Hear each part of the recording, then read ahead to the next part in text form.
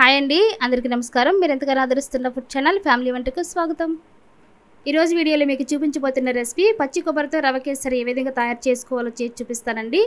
Sweet ఐటెంలో ఫంక్షన్లో ఎక్కువగా చేస్తూ ఉంటారు కదా. రవ కేసరి అనేది మీరు తినే ఉంటారు, కానీ పచ్చి కొబ్బరితో రవ కేసరి ఎప్పుడైనా తిన్నారా? లేదా మీరు ఎప్పుడైనా ట్రై చేశారా?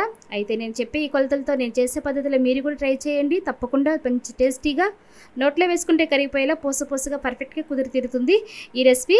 అయితే ఈరోజే మీ ఇంట్లో వాళ్ళకి చేసి పెట్టండి, హ్యాపీగా ఫీల్ అవుతారు. ఇక వీడియోలోకి వెళ్ళే ముందు నా ఛానల్ సబ్స్క్రైబ్ చేయండి, బెల్ ఐకాన్ క్లిక్ చేయండి, వీడియోని చివరి వరకు చూడండి. ఇక లేట్ చేయకుండా వీడియోని స్టార్ట్ చేద్దాం రండి.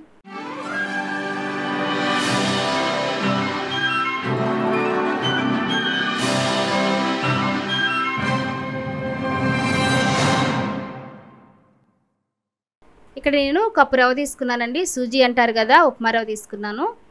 కప్పు రవ్వతో అయితే మీకు చేసి చూపిస్తాను. ముందుగా స్టవ్ వెలిగించి ఒక బౌల్ పెట్టుకుని ఒక గిన్నె అయితే పెట్టుకుని నేను ఏ కప్పుతో అయితే రవ్వ తీసుకున్నానో అదే కప్పుతో 4 కప్పులు వాటర్ అయితే వేసుకోవాలి.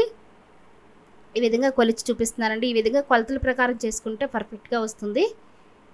అందుకనే ఒక కప్పు రవ్వ తీసుకుంటే 4 కప్పులు వాటర్ వేసుకుంటే పర్ఫెక్ట్గా సరిపోతాయి.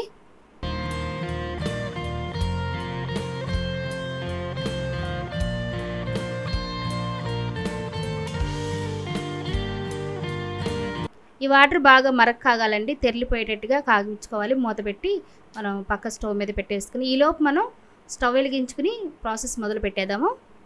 స్టవ్ వెలిగించే ముందు మనం పచ్చి కొబ్బరితో కదా కేసరి తయారు చేస్తుంది. ఈ విధంగా పచ్చి కొబ్బరి ఒక కప్పు రవ్వకి 1/2 కప్పు పచ్చి కొబ్బరి తీసుకోవాలి. లేత కొబ్బరి అయితే చాలా టేస్టీగా ఉంటుందండి. ఎందుకంటే పై స్కిన్ బ్లాక్ కలర్లో వచ్చిన కొబ్బరి అయితే కసకసలాడుతుంది, అంతగా రుచి అనిపించదు. లేత కొబ్బరి ఎప్పుడైనా కూడా మీరు కొబ్బరితో చేసుకుంటే ఈ విధంగా లేత కొబ్బరితోనే చేసుకోండి. దీన్ని ఇప్పుడు ఒక మిక్సీ జార్ తీసుకుని అందులోకి ఈ కొబ్బరి అంతా వేసుకోవాలి. తర్వాత మంచి స్మెల్ కోసం ఒక 4 యాలకులు కూడా వేసి గ్రైండ్ చేసేసుకోవాలి మెత్తగా. కొంచెం వాటర్ పోసుకుని మెత్తగా గ్రైండ్ చేసుకోవాలి. ఎందుకంటే కొంచెం వాటర్ ఎక్కువ వేసినా పర్వాలేదు, చక్కగా ఉడుకుతుంది. అందుకే కొద్దిగా వాటర్ వేసాను. ఈ విధంగా మెత్తగా గ్రైండ్ చేసుకోవాలి. గ్రైండ్ చేసి పెట్టుకున్న కొబ్బరి పేస్ట్ని ఒక బౌల్లో తీసి చూపిస్తున్నానండి. ఈ విధంగా గ్రైండ్ చేసుకుంటే సరిపోతుంది. దీన్ని పక్కన పెట్టేసుకుందాం. కొబ్బరి రెడీ అయిపోయింది కదా. ఇప్పుడు స్టవ్ వెలిగించుకుని ప్యాన్ పెట్టుకుని ప్యాన్ పెట్టిన తర్వాత 1 కప్పు నెయ్యి వేసుకోవాలండి. ఆయిల్ అయితే ఎక్కడ యూజ్ చేయకూడదు. మంచి టేస్ట్ రావాలంటే అంతా నెయ్యితోనే చేయాలి. అందుకని రవ్వ వేపుకోవడానికి నేను 1 కప్పు నెయ్యి అయితే తీసుకుంటున్నాను. ఆయిల్ వీట్ అయిన తర్వాత రవ్వ వేపుకునే ముందుగా కొంచెం వేట్ అయిన తర్వాత డ్రై ఫ్రూట్స్ వేసుకోవాలి. కొద్దిగా జీడిపప్పు, ఎండు ద్రాక్షాలు కూడా వేసుకుని లో ఫ్లేమ్లో వేయించుకోవాలి దోరగా. ఈ విధంగా వేగిన తర్వాత ఒక బౌల్లోకి తీసేసుకోవాలి.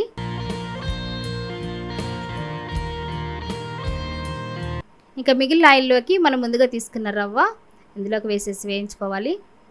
ఎక్కువ ఆయిల్ పడుతుందండి, ఎక్కువ నెయ్యి పడుతుంది, ఆయిల్ కాదు.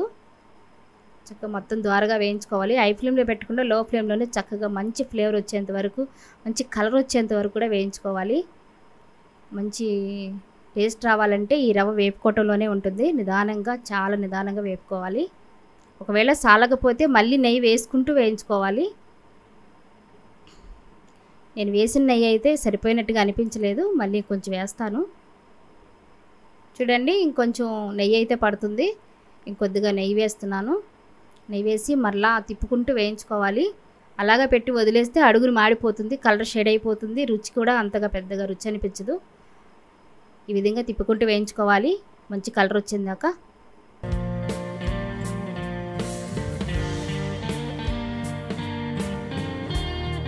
వీడియోలో చూస్తున్నట్లుగా మంచి కలర్ వచ్చేంత వరకు కూడా రవ్వను వేయించుకోవాలి నేతిలో. ఈ విధంగా వేగితే సరిపోతుంది. ఈలోపు మన పక్క స్టవ్ మీద నీళ్లు మరుగుతూ ఉన్నాయండి. మనం కొలిచి బాయిల్ చేస్తున్నాం కాబట్టి ఆ వాటర్ ఇందులోకి కొద్దిగా వేసి కలుపుకోవాలి.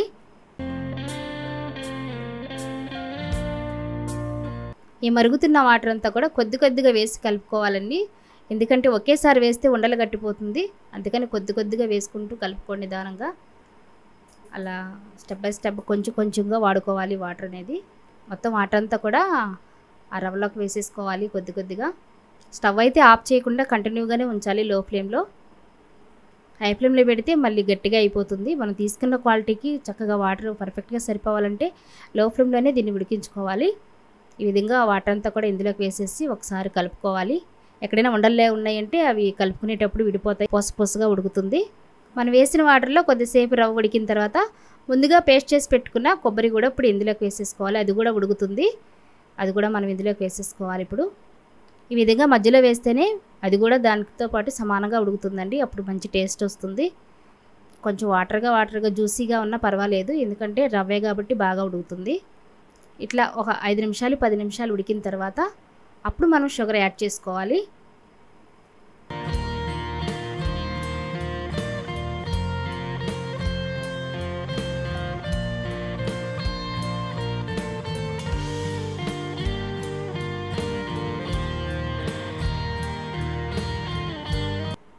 రవ్వ మొత్తం ఉడికిపోయిన తర్వాత 1 కప్పు రవ్వకి కప్పున్నర షుగర్ వేసుకోవాలండి. ఇంకొంచెం ఎక్కువ తినేవాళ్ళు అయితే ఇంకో పావు కప్పు ఎక్కువ వేసుకోండి. షుగర్ తక్కువ తినేవాళ్ళు అయితే కొంచెం తక్కువ వేసుకోండి. పర్ఫెక్ట్గా సరిపోవాలి అంటే కప్పున్నర అయితే షుగర్ పడుతుంది. ఇక్కడ నేను కప్పున్నర షుగర్ వేసానండి. ఎగిరిపోయేటట్లు కనిపిస్తున్నా కూడా మనకి లూజ్ అయిపోతుంది, ఎందుకంటే పంచదార కరిగేటప్పుడు మనం తిప్పుకుంటూ ఉండేసరికి లూజుగా వచ్చేస్తుంది. ఈ విధంగా మొత్తం కలుపుకుంటూ లో ఫ్లేమ్లోనే మంటను అడ్జస్ట్ చేసుకుంటూ మనం తిప్పుకోవాలి. అడుగంటకూడదు ఎక్కడ కూడా. మనం వేసిన కొబ్బరి కానీ ఆ షుగర్ కానీ మొత్తం కలిసేలా కలుపుకుంటూ తిప్పుకుంటూ ఉండాలి. ఈ విధంగా మొత్తం తిప్పుకుంటూ ఉడికించుకోవాలి.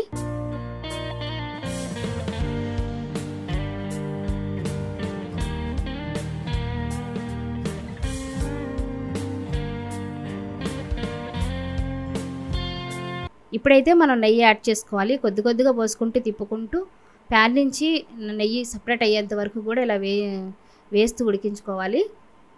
అంతా నెయ్యితోనే మనం ఉడకాలండి. ఇదంతా కూడా చూడండి, ఇలా కొద్ది కొద్దిగా వేసుకుంటూ తిప్పుకుంటూ ఉడికించుకోవాలి. ప్యాన్ నుంచి రవ్వ సపరేట్ అయిపోవాలండి. చూడండి, ఇంకా చాలకపోతే వేస్తూనే తిప్పుకుంటూ ఉండాలి. చూస్తున్నారు కదా, వీడియోలో చూస్తున్నారు. ఇంకా సరిపోలేదండి, ఇంకొంచెం నెయ్యి పడుతుంది. ఇంకా మిగిలిన నెయ్యి కూడా మనం ఇందులోకి వేసేసుకోవాలి. నేను వేస్తున్న కప్పుతో ఇప్పటికీ 2 కప్పులు నెయ్యి అయితే పట్టింది. 1 కప్పు రవ్వకి, పెద్ద కప్పు అయితే 1 కప్పు రవ్వకి 1 కప్పు నెయ్యి అయితే పడుతుంది. నేను చిన్న కప్పుతో వేస్తున్నాను కాబట్టి నేను 2 కప్పులు నెయ్యి అయితే పట్టింది. నెయ్యి ఎక్కువ లేకపోతే తిక్కుగా అయిపోతుందండి, గరిటికి అంటుకుపోతుంది. కాబట్టి మనం నెయ్యి సపరేట్ అవ్వాలంటే, ప్యాన్ నుంచి రవ్వ సపరేట్ అవ్వాలంటే నెయ్యి కొంచెం ఎక్కువగానే వేసుకోవాలి. ఇలా వేసుకుంటూ మనం తిప్పుకుంటూ ఉడికించుకోవాలి.